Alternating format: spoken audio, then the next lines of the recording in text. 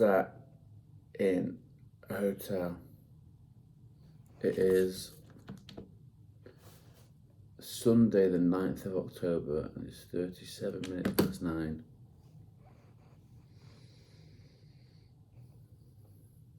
My hips are hurting. Probably holding trauma, maybe sleeping position. I've got pelvic tilt. Shoulders hurting. Probably stress. Maybe sleeping position. Can't train. My knee's broken. I say broken. Injured my patella tendon pushing too hard. Popped it a bit. So I can't run. I can't lift weights. Can't box. Can't swim. Can't run. Can't stop eating shit. Put on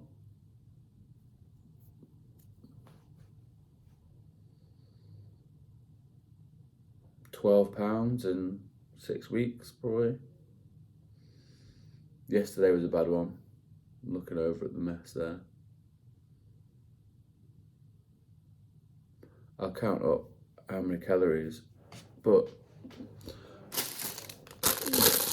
these are good, but so per pack there's 122 calories in that small pack, but there's a few packs. There's 3 packs of crisps, a pack of chocolate raisins. There's a big bar of chocolate. There's 2 mince pies. There's a pot of pasta. There's a pot of biscuits. There's cake, and on top of that, I had a 15-inch pizza last night with stuffed crust, of course, and curly fries. And I did so because I fucking hate myself. Hate myself. Real self-loathing. Going through some seriously heavy shit. Abusive ex. Then I went into beast mode to become a professional rugby player. And I got to a point where I got accepted to the #1 rugby programme in the UK, possibly in the world, arguably. And a week before, or 2 weeks before I was supposed to start, I found out in the therapy session, because I started going back to therapy, because I was like, I'm binge eating. Why am I binge eating? What's wrong? I need to stop doing this because my fat is an issue. It's slowing me down. I can't be a professional rugby player if I'm overweight. I'm fast. I'm a winger. So I went to therapy and came up that I'd been sexually abused by a neighbour when I was 5 years old. And it was so bad that I'd hidden it deep down. And it came out, yeah. And that was obviously incredibly traumatic and really broke me. I was very suicidal. And I had to go into stoic mode in terms of like, I did nothing wrong with my diet and well-being practice for a week or so, because I was going to die if I didn't. I would have killed myself if I didn't, and I knew that. So that was bad. And then because of that, I was supposed to hand over some house documents for this rental property to go and live in Exeter, where the university was. And I told them I needed more time because obviously I wasn't in a fit state. I told them I had a family bereavement and family emergency, and that I needed more time. And Tess, her name was, Tess at Exeter Stags, had taken a dislike to me, and despite her colleague saying it was fine, not to worry, and bear in mind that I'm fucking suicidal at this point. Bear in mind I'm fucking suicidal at this point. I do the courteous thing and I ring them up and I tell them, look, I'm gonna need a bit more time. Oh yeah, don't worry. 2 hours later, I got an email from Tess saying that I had to get her something by end of play today, otherwise they were going to put the house back on the market. Or words to that effect. To which I replied quite curtly on an email, no doubt. Well, I did. Please give me space. And then a couple of days later, got another email from her, to which I was a bit more forward and saying, please give me time. I don't know what I've got to do to get time with you people. Like, I'm really hurting. Please give me space. 2 days later, I'm driving to my personal trainer, my rugby manager type guy, and I get a call from her saying that I've lost a house. And it just floods and floods and floods and floods of tears. Because all the crap from my ex, all the emotional abuse, all the crap from that was stored in. So, alright, my new start's going to be an extra, I'm going to be fine.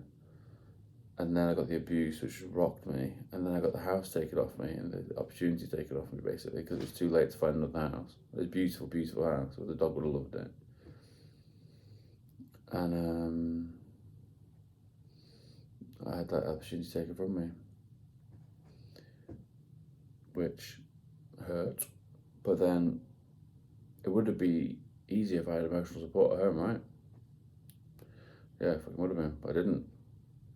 Because my mother is very manipulative and she has a lot of her own childhood trauma herself that's incredibly unresolved, and that manifests itself as self-centered, dishonest, manipulative, and she denied the existence of my abuse because it happened on her watch, quite possibly, and she didn't want to have to deal with that. She preferred to deny its existence, and that means the problem goes away. And actually, the problem didn't go away at that point. It amplified tenfold for me. So, despite me asking them not to come back off holiday because I know what my mum's like, I didn't want to have to deal with that. I'm living with them at the moment. Another fucking issue. She came back, surprised me. And within 1 minute of arriving home, she told me that I'd ruined their holiday and that she didn't believe me.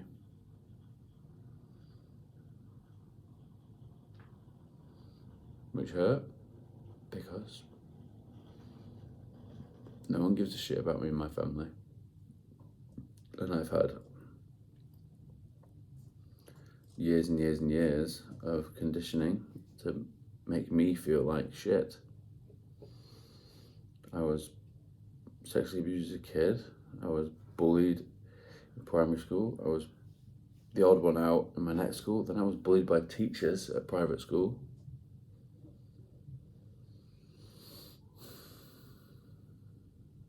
Bullied by teachers.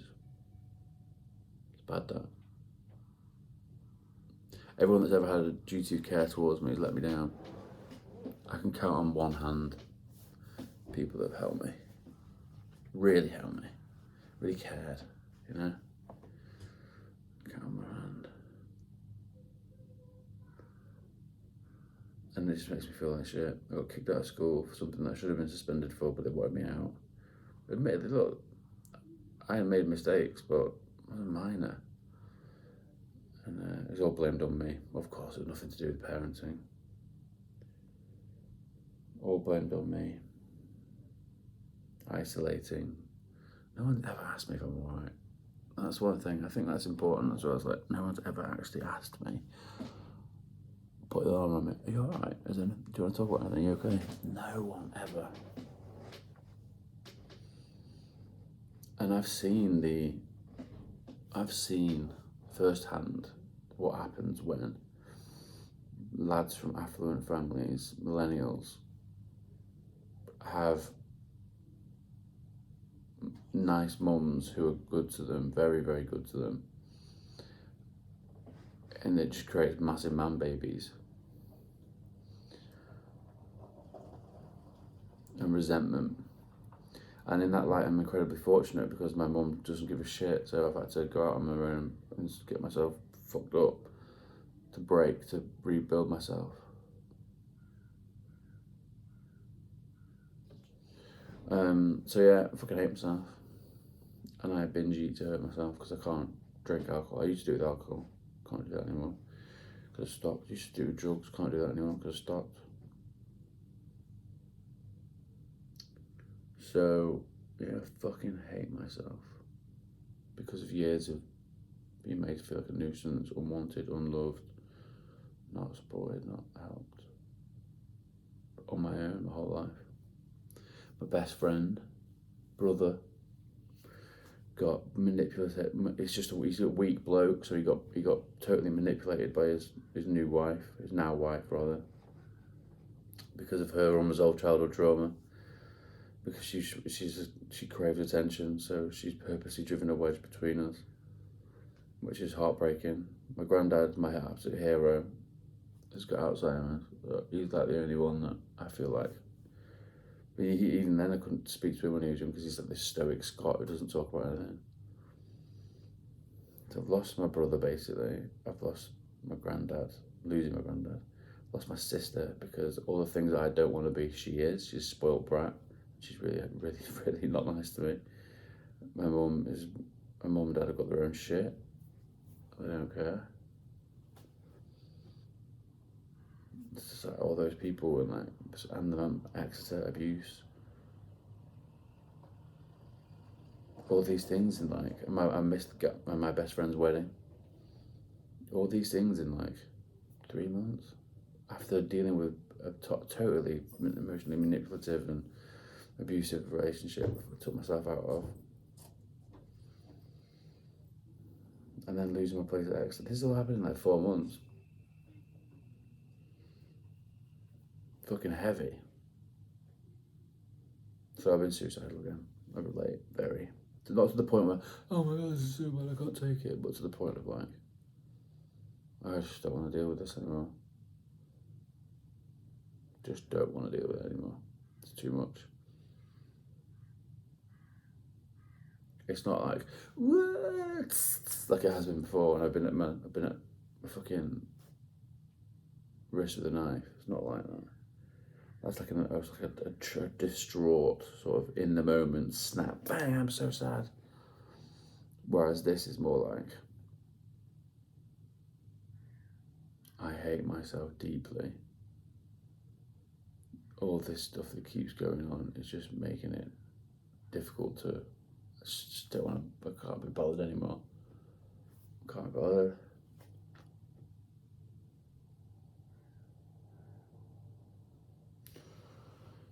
So I'm in a hotel room because I'm not welcome at my parents' house where I live, where the dog is. My dog that I love with all my heart. I keep having to spend time away from because I'm gonna kill myself if I don't have this time. And then the time that I have is used against me. People think that I go off on jollies. It's like, no mate, I'm trying to not fucking kill myself. But no one really gives a shit, and that's the point. And that's why I'm just it's total self-loathing. Like, why does no one give a shit? But it's the world we live in, I guess. So I want to change that. I think there's not enough empathy. Well, there's definitely not enough empathy in this world. We're all divided. We're all incredibly divided. The cynic in me has various reasons why it believes that, but we should all support each other. The marginalised working class have a fucking hard time, and I've spoken to some friends of late who are sort of from really affluent families, and it's like they don't get it. They're like, it's like a Molly May thing, like work harder. Everyone's got, it's like literally these opportunities are null and void. Like they don't have them. And if anything, they have the opposite. They have the opposite of opportunities. They have things that make it more difficult for them to succeed.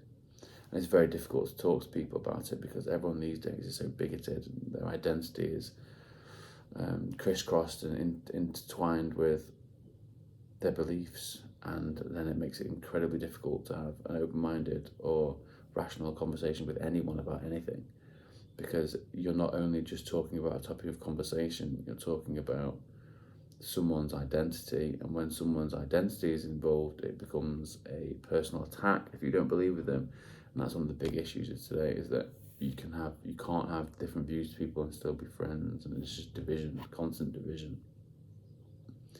Whereas actually, I'm more than happy to be friends with people that have different views to me, and I don't take it personally when they have different views. And I think that's a very important point.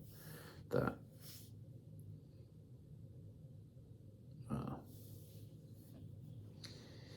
that's another story for another video.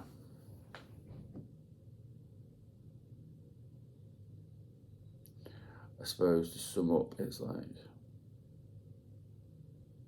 I need to make a change. I still want to play professional sport because I want to show people, no matter what it is. It's like, how do you humble a kid that's been born into an affluent family, that's like intelligent and creative and good looking, not so much now. How do you humble them, and how do you make them, you break them. You break them. And there's been no end of things to break me and humble me, and I'm incredibly humble for it. And I believe that it's God's plan that is for something. I believe that through pain comes great adversity. I believe the healing and strength cycle is one thing.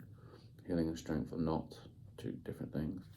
You have to have the pain to have the strength, and it just keeps getting. And you can't have success without pain, because you won't go to the places that you need to go to.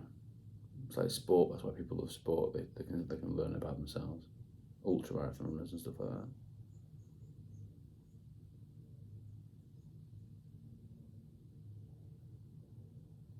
The amount of pain that I've been through, despite having all these things that, bear in mind, are fucking baseless. Money, valuing people for how much money they have is one of life's atrocities. Because money's really hard to get, but that is another story for another day, because that's another thing about the working class and the marginalised. They can work fucking 16 hours a day and still have no money. And what? No, why is that even a thing?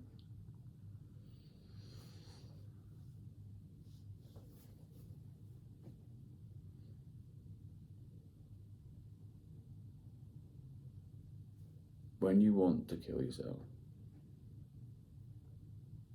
it's bad. But when you actually just don't want to live anymore, and you're like, oh fuck, I'm trying to do this, I can't take it, I just can't be bothered, that's bad too. And it's like, that's the point where you need to be able to see the future, because without that, there is no success.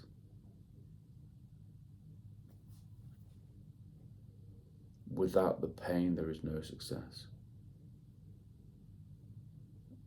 And I don't know if anyone's ever going to even see this.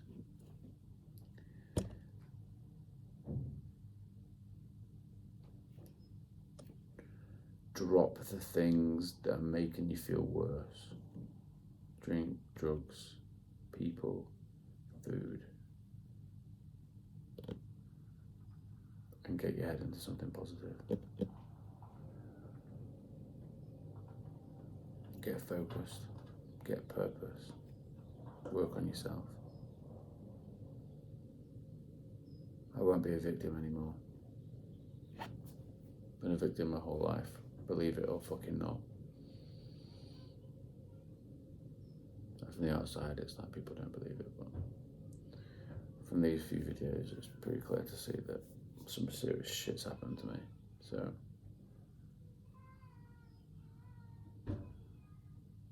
I'm not doing this to complain, I'm doing it to illustrate.